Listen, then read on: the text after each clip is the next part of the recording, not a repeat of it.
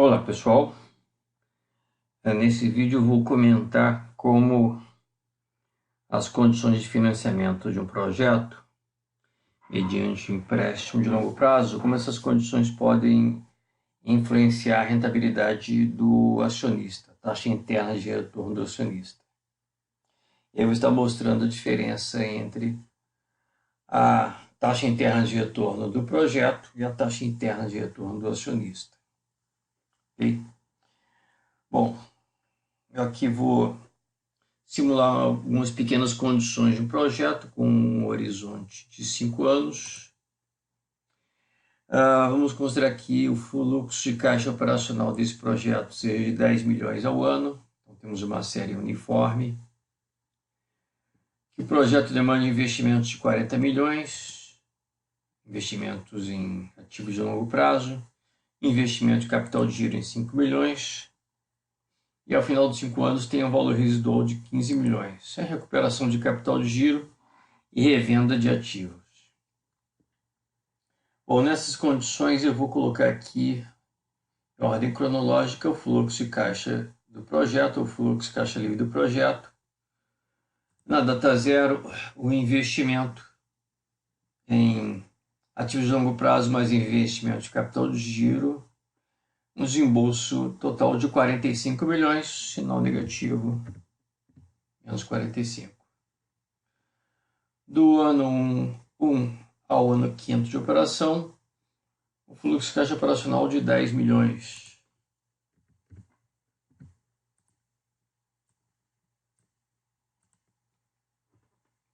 Sendo que no 5º ano, além do fluxo de caixa operacional, há uma receita, um valor residual de recuperação de capital de giro e receita líquida de revenda de ativos.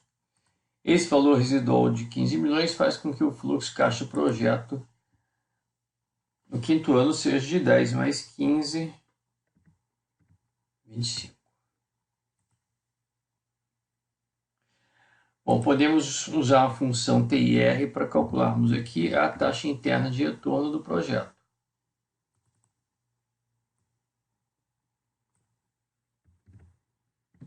A taxa interna de retorno de 11,7% ao ano. Bom, essa é a rentabilidade do projeto, mas qual será a rentabilidade do acionista? Vamos supor que esse projeto seja, em parte, financiado mediante o empréstimo de longo prazo de 20 milhões. Isso significa que os acionistas, os sócios, donos do projeto, terão que desembolsar apenas a diferença, 25 milhões. Ok? Então, uma boa parte do desembolso inicial virá mediante empréstimo de longo prazo. Vamos supor que esse empréstimo de longo prazo seja remunerado e devolvido de acordo com o horizonte do projeto, 5 anos. O financiamento seja pelo sistema de amortização constante, o SAC.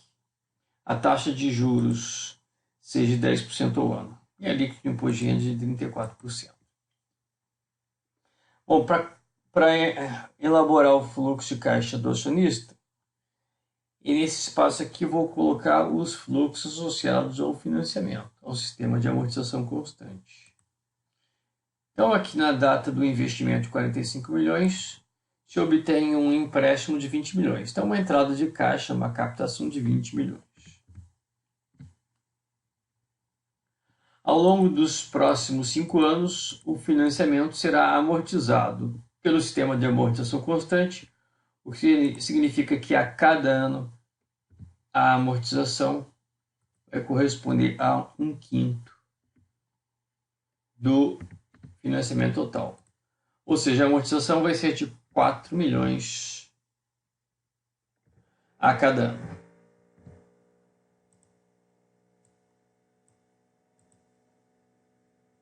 Um fluxo de saída a título de amortização do ano 1 ao ano 5º.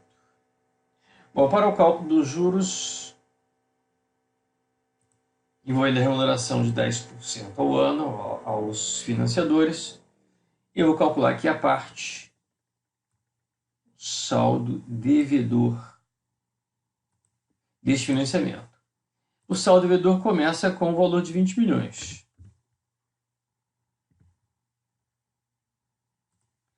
E esse saldo devedor, ele vai diminuindo a cada ano em função da amortização. Então, o saldo devedor diminuindo a cada ano em função da amortização vai fazer com que esse saldo devedor chegue a zero ao final do quinto ano. E os juros são calculados sobre o saldo devedor, de acordo com a taxa de 10%. Então, a primeira parcela de juros, junto com a primeira parcela de amortização, vai corresponder à taxa de juros multiplicado pelo saldo devedor anterior. Então, a primeira parcela de juros, 2 milhões. A segunda, 1,6. E assim por diante, até a última parcela de juros, 0,4.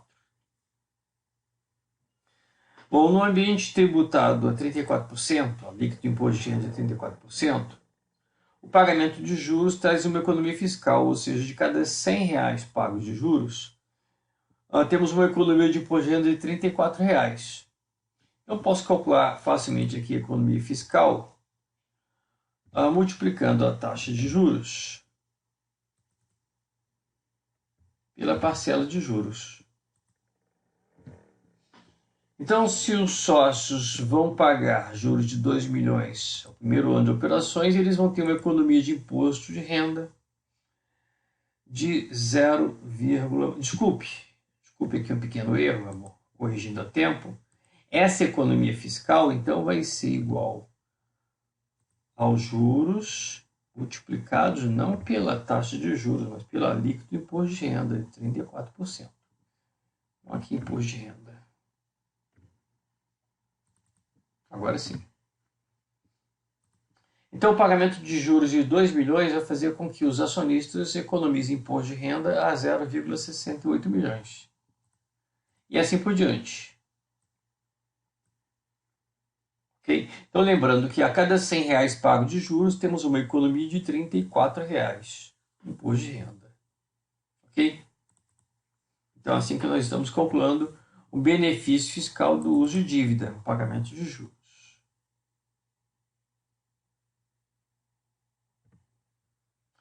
Então, o fluxo de caixa do acionista, o fluxo de caixa livre do acionista, ele vai corresponder a cada ano ao fluxo de caixa do projeto, que poderia ir todo para os sócios,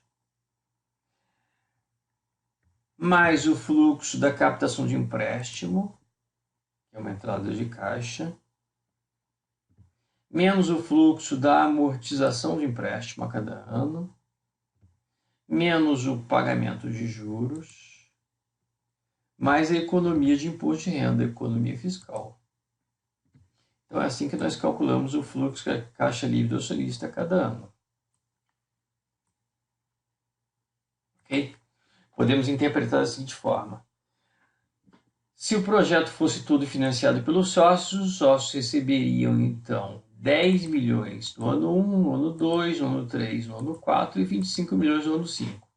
Mas teriam que desembolsar 45 milhões no início do projeto. Se 20 milhões serão captados mediante empréstimo, os sócios terão que desembolsar apenas 25 milhões no ano 0.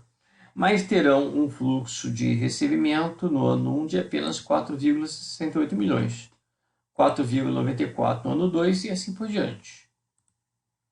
Então, a gente pode agora calcular a taxa interna de retorno da rentabilidade alcançada pelo acionista, usando de novo a função TR.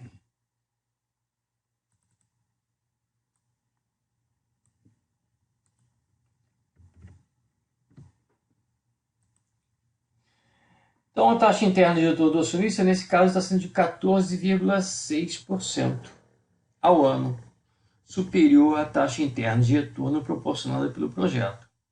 Isso significa que se esse projeto for financiado integralmente pelo sócio, a rentabilidade do sócio vai ser de 11,7% ao ano.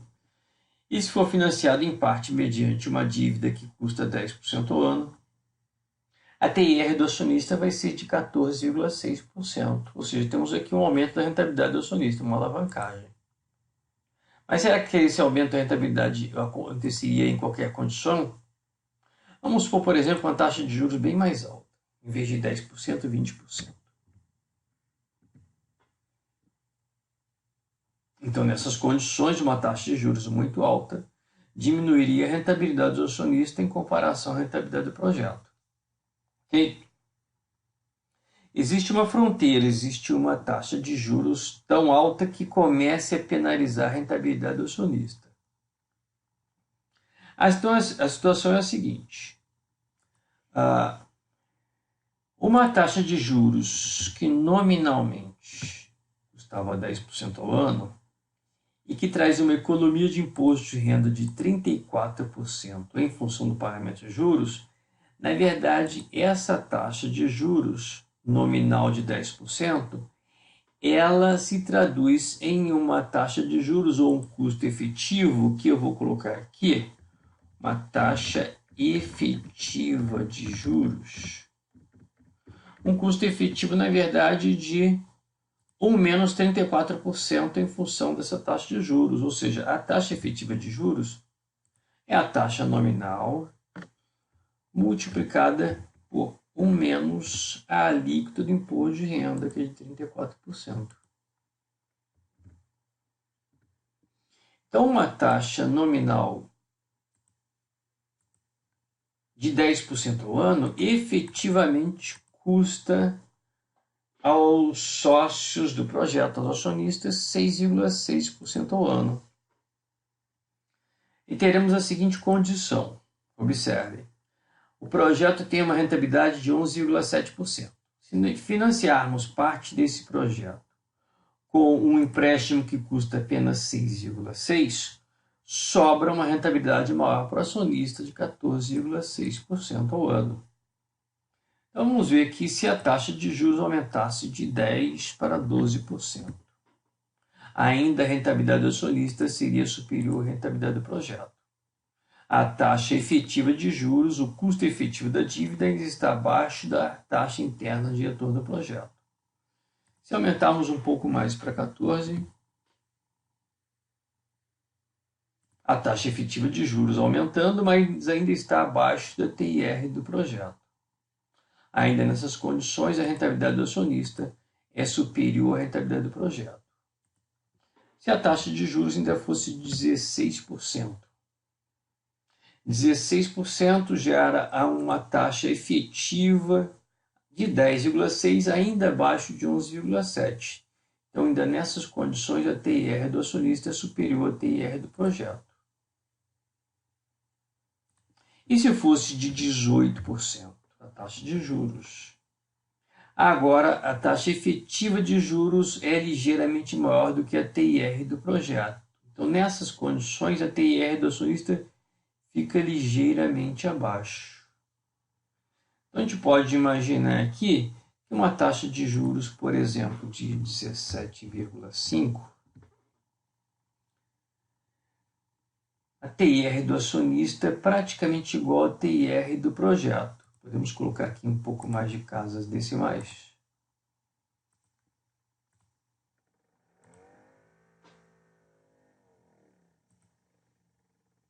Podemos verificar que quando a taxa efetiva de juros é praticamente igual à TIR do projeto, a rentabilidade do acionista se iguala à rentabilidade do projeto. Então, o que alavanca a rentabilidade do acionista é o uso de empréstimo que efetivamente custe menos do que o valor da TIR do projeto. Ok? Eu posso, por exemplo, encontrar qual seria essa taxa nominal de juros que faria com que a rentabilidade do acionista fosse exatamente igual à rentabilidade do projeto. Eu devo chegar a um valor próximo de 17,5%. Para isso, eu vou utilizar aqui de uma ferramenta que é chamada Atingir Meta. E eu vou pedir a essa ferramenta que defina para esta célula, a TIR do acionista, um valor de 11,66%. Eu vou pedir que essa ferramenta modifique a célula onde tem a taxa de retorno, a taxa de juros do empréstimo. Encontrando uma resposta, ele encontrou exatamente uma taxa de 17,5%. ok? Uma taxa de 17,5% ao ano daria um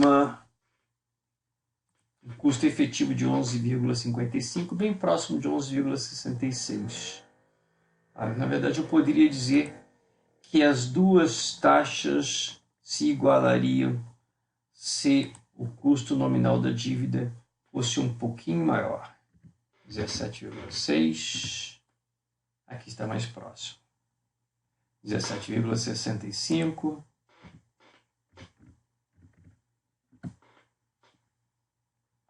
Pronto. Então, se a taxa de juros nominalmente custasse 17,65, efetivamente ela custaria 66% disso, o que daria 11,65%. Nessas condições, eu poderia dizer que se a rentabilidade do projeto coincidir com o custo efetivo da dívida, a rentabilidade do acionista se iguala à rentabilidade do projeto. Se a taxa nominal de juros se transformar em uma taxa efetiva de juros que fique abaixo da TIR do projeto, a rentabilidade do acionista aumenta.